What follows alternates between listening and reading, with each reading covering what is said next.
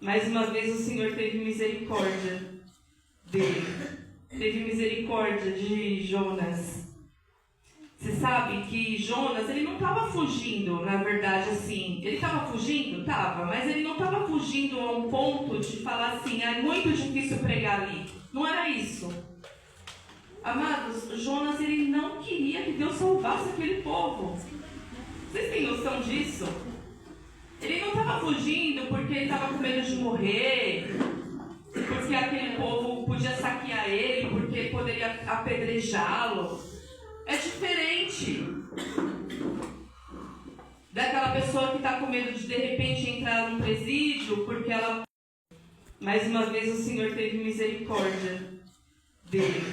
Teve misericórdia de Jonas. Você sabe que Jonas, ele não estava fugindo, na verdade, assim. Ele estava fugindo? Estava, mas ele não estava fugindo a um ponto de falar assim, é muito difícil pregar ali. Não era isso. Amados, Jonas, ele não queria que Deus salvasse aquele povo. Vocês têm noção disso? Ele não estava fugindo porque ele estava com medo de morrer, porque aquele povo podia saquear ele, porque poderia apedrejá-lo. É diferente daquela pessoa que está com medo de repente entrar num presídio, porque ela de repente... Ontem o pastor Genilton, ele contou uma experiência que ele foi numa casa de detenção de mulheres e teve um momento que o Espírito Santo tomou ele para poder abraçar aquelas mulheres na misericórdia do Senhor. E a pessoa que estava ali falou, não faça isso, pastor, porque elas podem te colocar como refém. Não é sobre isso, sabe? Não é sobre o perigo de colocarem você como refém. Jonas, ele não queria pregar porque ele não queria que Deus salvasse aquele povo. Ele não se conformava. É a mesma coisa assim, aquela sua família que te apedreja o tempo todo quando você fala de Jesus para ela, sabe? Aí você fala assim, nossa, eu joguei pérola aos porcos. Eu não vou mais pregar para essa pessoa. E Deus, ele trata conosco, sabe? Queridos, por um bom tempo, assim, eu e Cacá, a gente ia em tudo que era aniversário da família, em tudo que era casamento, que era festas da família.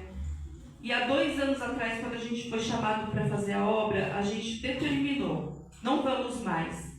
Porque todas as vezes que nós vamos, a gente parece que está honrando a família a um ponto que você está lá com a sua família no aniversário e eles estão para tirar sarro da gente por ser cristão, sabe? Você está ali, mas eles estão tirando sarro de você. E você convida para ir na casa do Senhor, ou convida para ir na célula, na tua casa, ou ir no culto, eles não vão, eles só querem que você esteja ali para tirar sarro de você. Então a gente determinou. Só que não adiantou, porque a gente parou de ir há 2 anos e aí falaram, só pensa na igreja. Não é, Cacá? Só pensa em fazer as coisas para Deus, só pensa na igreja. Ou seja, quando nós estávamos com eles, eles falavam mal, tiravam sarro, que é crente e tal e tal.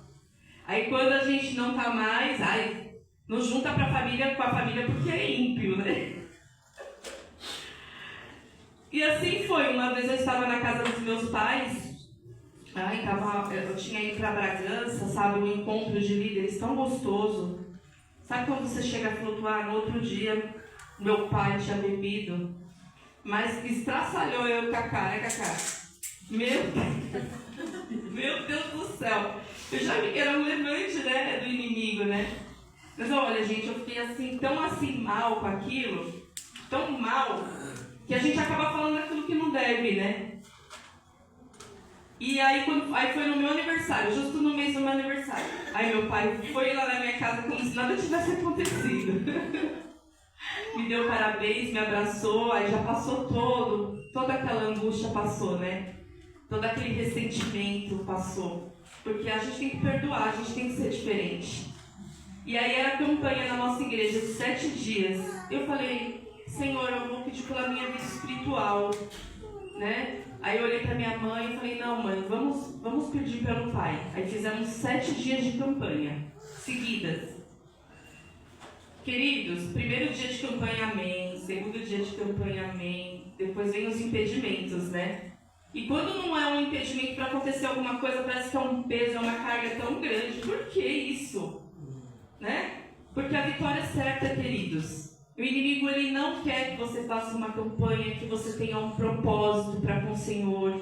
E o Senhor responde. Não há nada mais poderoso do que a oração, sabe? Do que o jejum, do que você consagrar, do que você ter, sabe? Um propósito com Deus. Colocar sua fé em ação. E assim foi. Foram 7 dias. E aí depois a estratégia foi fazer culto na casa do meu pai.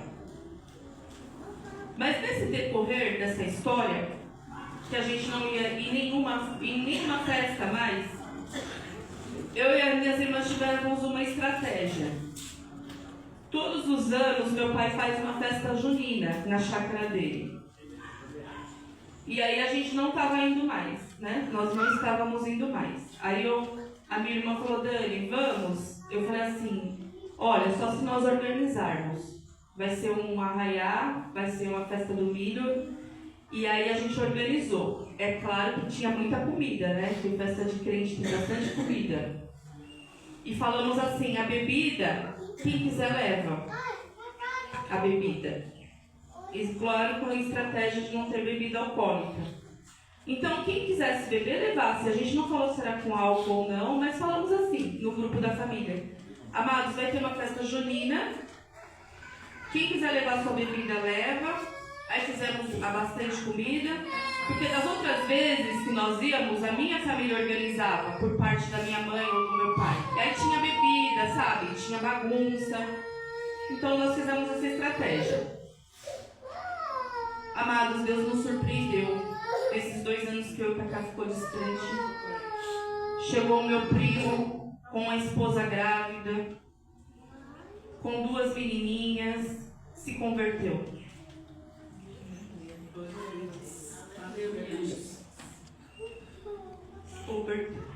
Aí meu pai foi oferecer bebida para ele, não, tio.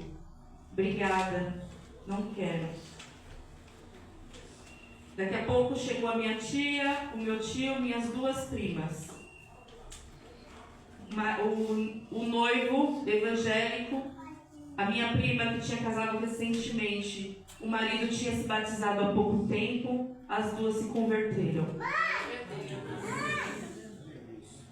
E aí, na mesa, o meu tio tinha sofrido um acidente, né, num período, um acidente, ele tinha caído de 4 metros de uma laje. E era tudo para ele não sobreviver. Mas para a glória do Senhor, hoje ele anda, ele sobreviveu, né?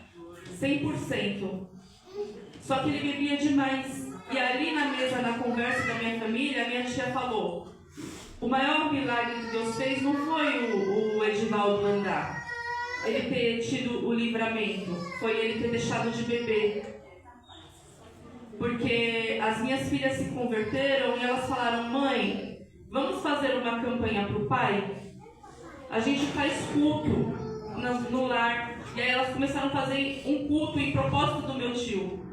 Então aquele momento de reencontro com a família, Deus me mostrou mais uma vez. Cuida dos meus que eu cuido dos seus. São 2 anos, sabe? Com propósito com o Senhor, e o Senhor cuidou da minha família. E aí o meu tio, quando se despediu do meu pai, ele falou assim, Antônio, olha ao redor, tudo isso nós sempre viveu, só que eu sempre vivi de uma forma que eu não conseguia enxergar, a bebida não deixava eu enxergar o quão feliz eu sou. Então eu vejo que eu desperdicei muito tempo da minha vida com a bebida. Então, amados, tudo tem um propósito. Tudo tem um propósito. E ali foi um momento de ver que não é da nossa forma, é da forma que Deus trabalha, sabe? Então eu tive um propósito com Deus e nós fizemos 2 cultos. Meu pai não gostava de culto, né, Cacá, no lar. Foi a irmã Carmen e o irmão João. Abri, e aí eles foram vendo os pregadores. E aí meu pai, não, as portas estão abertas, pode trazer, pode trazer. O meu filho tocou no culto, ele não sabia que meu filho tocava. Na verdade, ele viu meu filho com o violão e tirava sarro. Você não vai tocar não? Achando que ele não sabia tocar, sabe? E aí quando ele viu o Cauã tocando e cantando, ele falou, eu não sabia que o Cauã tocava e cantava, olha isso. Até nisso, a gente era afrontado, ele achava que o meu filho só tinha um violão em casa, mas não tocava, né? Então, louvado seja o nome do Senhor pela vida da minha família, né? Pela vida da sua família, que muitas vezes a gente se nega a pregar, né? A gente foge, assim como foi com Jonas, a gente foge, a gente prefere estar na nossa zona de conforto, ou é tanta afronta que nem eu e o Cacá recebia tanta afronta que chegou a um ponto que